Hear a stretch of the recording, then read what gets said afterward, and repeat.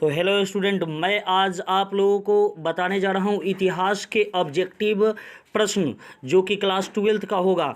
और इसमें मात्र आपके इतिहास में एनसीईआरटी के व्यू से देखा जाए तो 15 चैप्टर है।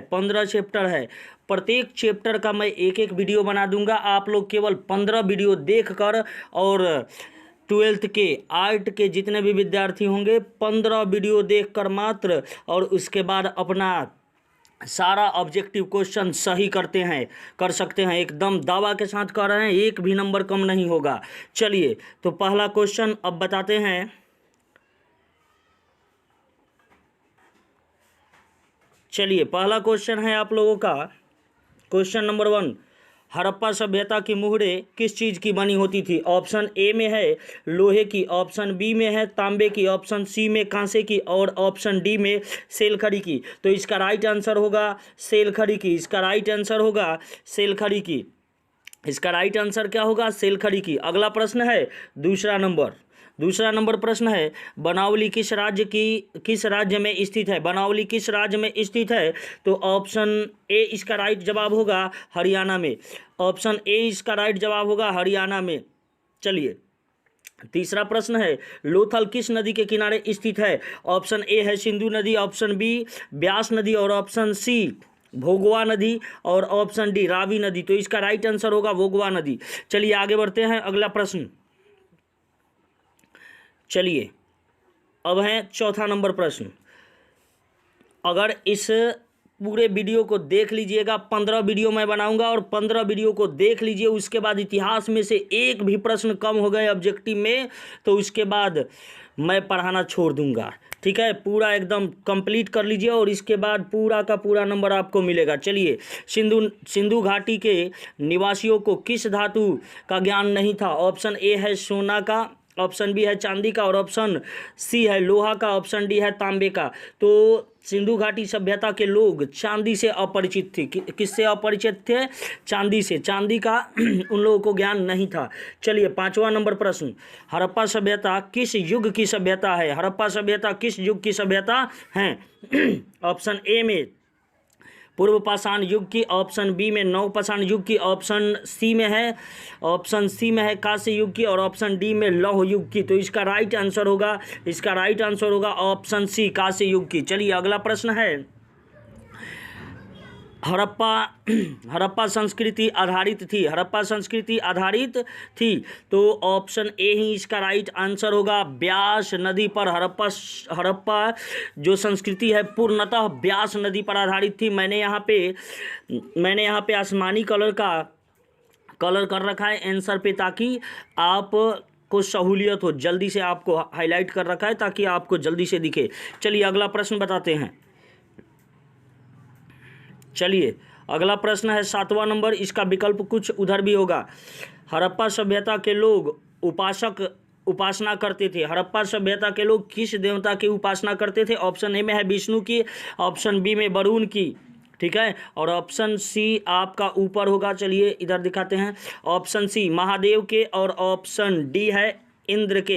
तो ऑप्शन सी इसका राइट आंसर होगा। महादेव के उपासक थे, मातृदेव के उपासक थे। ऑप्शन सी में क्या होगा? मातृ देवी की उपासना करते थे। किसकी उपासना? मातृ देवी की उपासना करते थे। चलिए अगला प्रश्न बताते हैं, 8वां नंबर।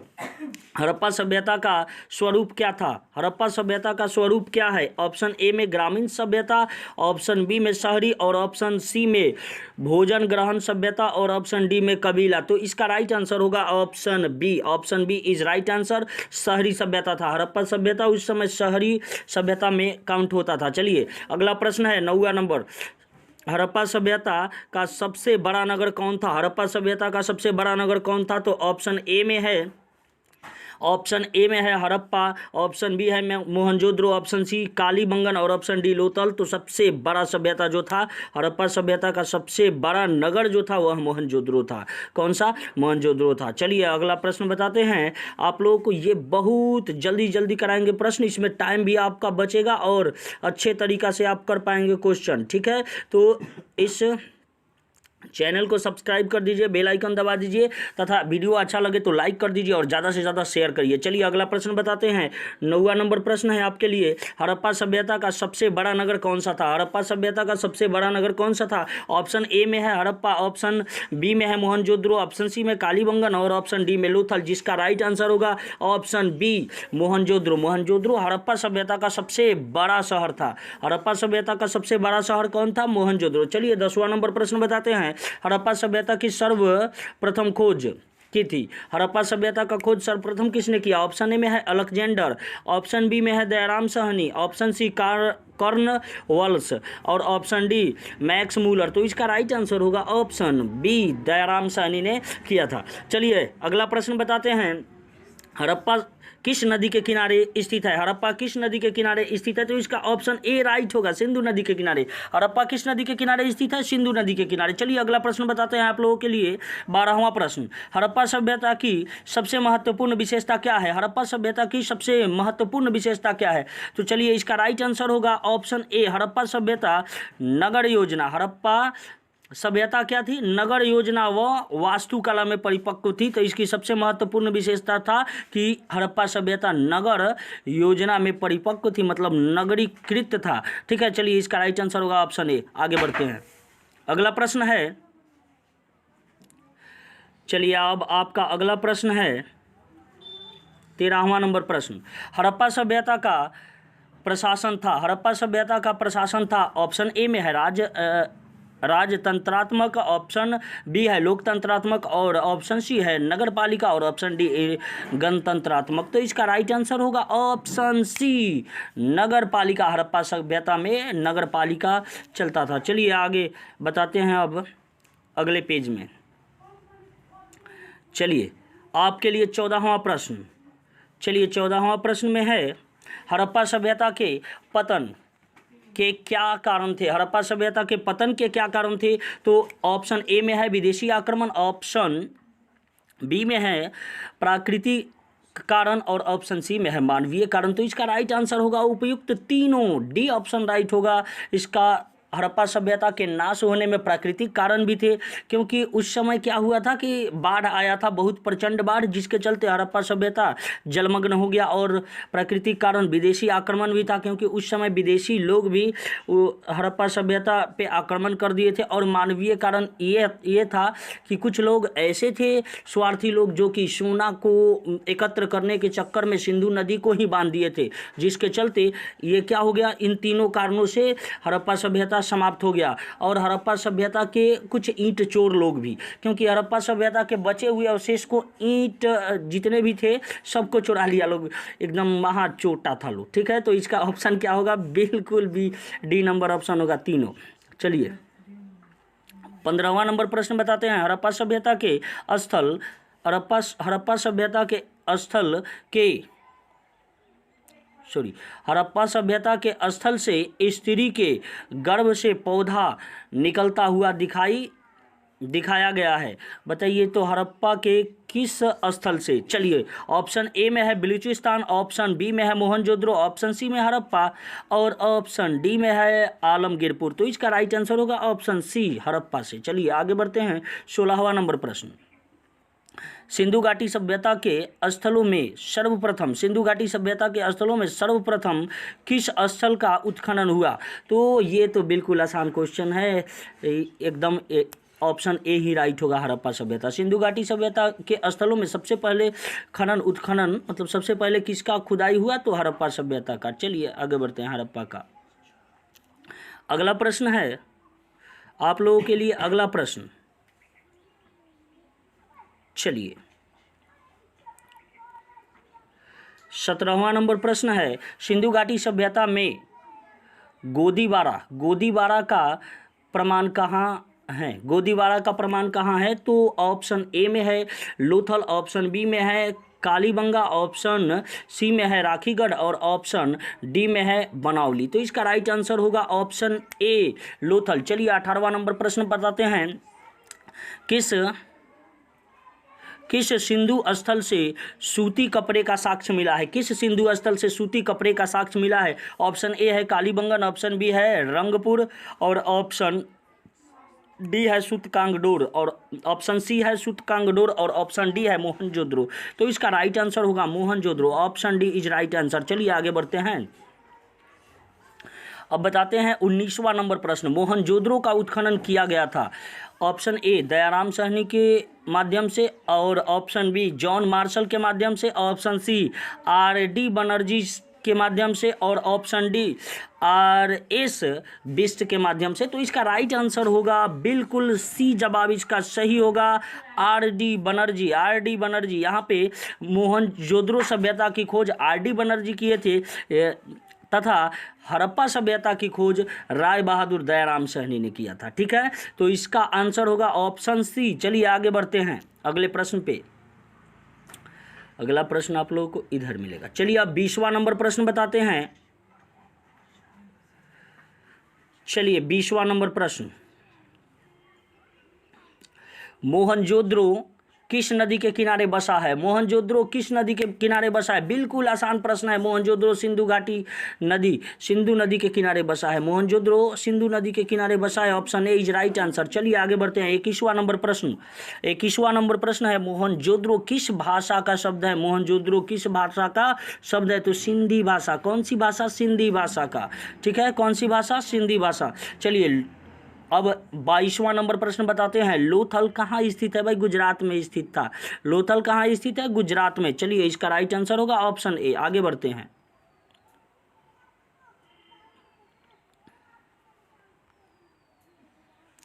चलिए देखिए अगला प्रश्न 23वां नंबर प्रश्न। प्राचीन इतिहास का निर्माण किया गया। ऑप्शन ए है साहित्यिक स्रोतों के आधार पर, ऑप्शन बी है विदेशियों के विवरण के आधार पर और ऑप्शन सी है पुरातात्विक अवशेषों के आधार पर। तो इन तीनों के आधार पर प्राचीन इतिहास का निर्माण किया गया। यानी कि विदेशी साहित्य जो विदेशी आए, नहीं, जो भी यहाँ के साहित्य हैं उसके आधार पर भी, ठीक है, जो विदेशी आए उनके यात्रा वृत्तांत जो था उस पर भी, और पुरातात्विक स्रोत कुछ पुरातात्विक पुरान प्राचीन वस्तुएं मिले उनके भी आधार पर, अर्थात इसका डी ऑप्शन सही होगा। बिल्कुल सही होगा इसका ऑप्शन डी सही। चलिए उपयुक्त तीनों। अब चलिए 24वां नंबर प्रश्न। कालीबंगा भारत के किस राज्य में स्थित है? कालीबंगा भारत के किस राज्य में स्थित है? ऑप्शन ए हरियाणा में, ऑप्शन बी पंजाब में, ऑप्शन सी राजस्थान में और ऑप्शन डी गुजरात में। तो इसका राइट आंसर न ऑप्शन डी होगा, न बी होगा, न ए होगा। इसका राइट आंसर होगा ऑप्शन सी गुजरात में। चलिए आगे बढ़ते हैं अगला प्रश्न। अब है 25वां प्रश्न। चलिए 25 नंबर क्वेश्चन है गंदे पानी की निकासी की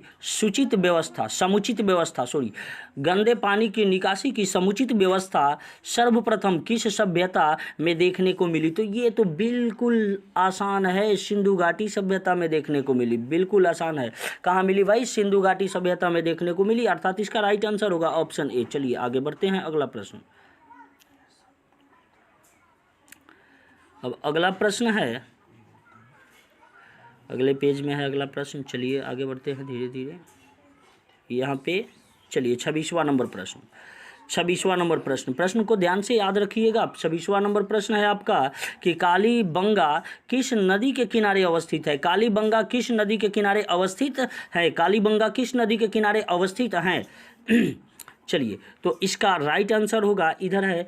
अब इसका ऑप्शन बताते हैं आप लोगों को। ऑप्शन यहाँ पे मिलेगा 26वें नंबर प्रश्न का ऑप्शन ए में है रावी नदी, ऑप्शन बी सिंधु और option C Sutlej, option D Saraswati. तो इसका राइट आंसर होगा सरस्वती। चलिए अब 27वां नंबर प्रश्न बताते हैं। सिंधु सभ्यता का बंदरगाह नगर कौन सा है? सिंधु सभ्यता का बंदरगाह नगर कौन सा है? तो इसका राइट आंसर होगा ऑप्शन डी लोथल। लोथल क्या है? सिंधु सभ्यता का बंदरगाह नगर है। लोथल सिंधु सभ्यता का बंदरगाह नगर है। चलिए अगला प्रश्न है 28वां नंबर। सिंधु सभ्यता में नर्तकी की मूर्ति कहाँ से मिली है? सिंधु सभ्यता में नर्तकी की मूर्ति कहाँ से मिला है? एक नटराजन जो है, नटराजन, वो एक हम लोग को ज्योमेट्री बॉक्स नहीं मिलता है नटराज का, उस पर देखिएगा एक प्रतिमा रहता है नटराज का, यानी कि वो कहा जाता है कि भगवान शिव का है, तो उनका प्रतिमा कहा जा रहा है यहाँ पे कि वो नाचते हुए उनका प्रतिमा उस पर दिखाया जाता है, चित्र दिखाया जाता है, उनका प्रतिमा मिला था। तो ये कहाँ से मिला था? सिंधु घाटी सभ्यता में। तो ऑप्शन ए इसका राइट आंसर होगा। क्या होगा? Mohenjodaro. Mohenjodaro is right answer, option A. चलिए आगे बढ़ते हैं। अब आपके लिए 29वां नंबर। चलिए 29वां नंबर प्रश्न है सिंधु घाटी सभ्यता किस देश के साथ व्यापारिक संबंध नहीं था? सिंधु घाटी सभ्यता का किस देश के साथ व्यापारिक संबंध नहीं था?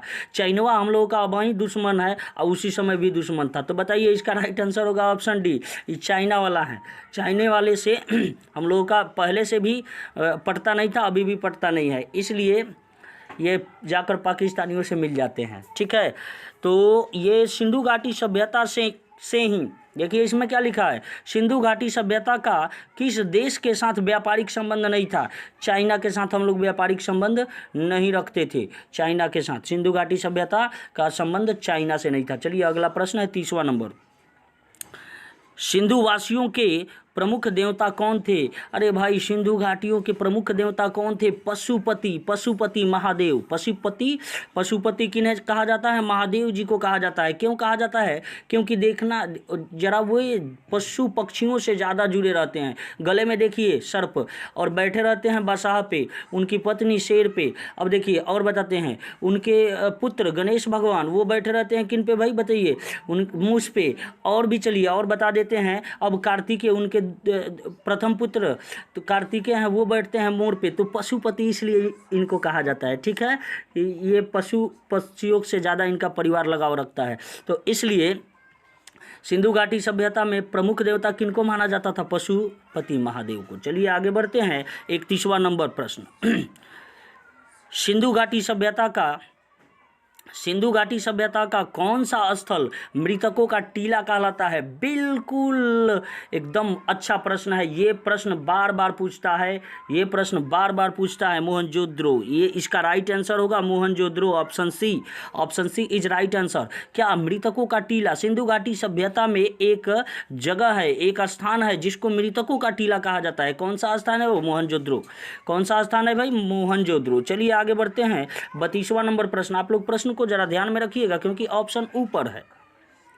चलिए, सिंधु घाटी सभ्यता का कौन सा स्थल सिंध का बाग कहलाता है? सिंधु घाटी सभ्यता का कौन सा स्थल सिंध का बाग कहलाता है? ये 32वां नंबर प्रश्न है।